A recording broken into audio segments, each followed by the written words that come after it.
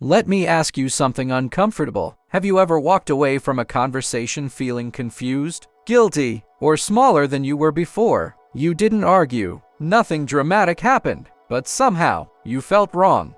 That's how control starts. Not with shouting, not with force, but with subtle psychological pressure that slowly rewires how you think, feel, and decide. And the most dangerous part, most controlled people believe they're still free.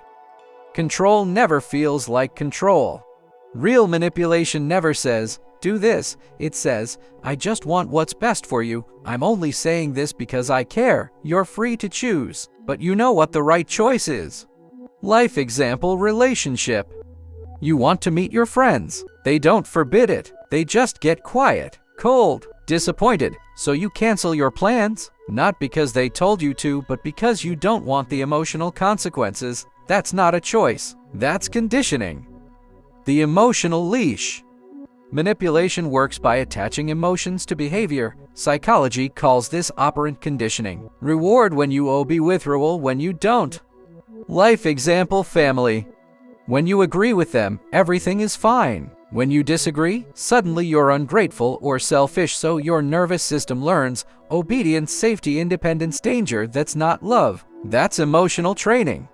Why you feel confused all the time. One of the clearest signs of manipulation is constant mental fog. You hear phrases like, "You're too sensitive, you're overthinking, that's not what I meant, you always misunderstand me." Life example: workplace.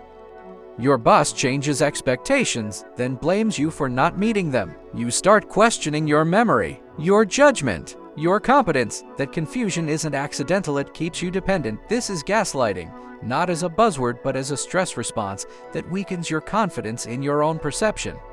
The slow identity shift. Control doesn't erase you overnight, it reshapes you slowly.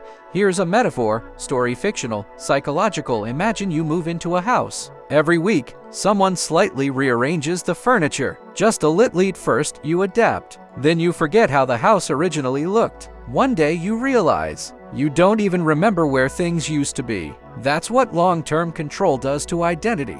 You stop speaking freely. You filter your words. You abandon opinions. You call it keeping the peace, but peace that costs you yourself is not peace.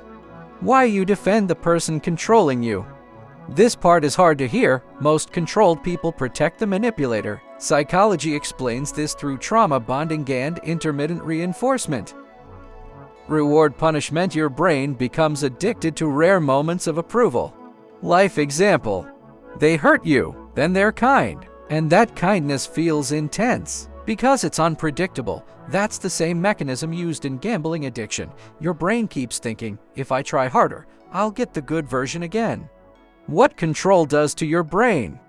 Chronic manipulation keeps your amygdala active. That means constant anxiety purvival of upsetting them, and while your prefrontal cortex logic and decision-making weakens. That's why you over-explain, you freeze during conflict, you struggle to say no. You're not weak. Your nervous system is overloaded. Clear signs you're being controlled. Ask yourself honestly, do they punish you emotionally when you set boundaries? Do you feel guilty for normal needs? Do they frame themselves as the victim when confronted? Do you feel smaller after talking to them? Do you constantly explain yourself? If saying no causes drama, you're not in a relationship. You're in a system of control. What not to do? This makes it worse. Do not over-explain. Try to prove innocence. Beg to be understood. Seek validation from them. Facts with someone who controls emotions. Manipulation doesn't respond to logic, it responds to boundaries. How control breaks. Control ends the moment clarity begins, not by fighting, not by explaining, but by reclaiming internal authority. When you trust your perception and tolerate their discomfort, stop seeking approval. Silence, the system collapses. Final line: calm and heavy. Manipulation only works in the dark. Once you see it, you are no longer controllable. If something in this video felt uncomfortably familiar, that wasn't a coincidence.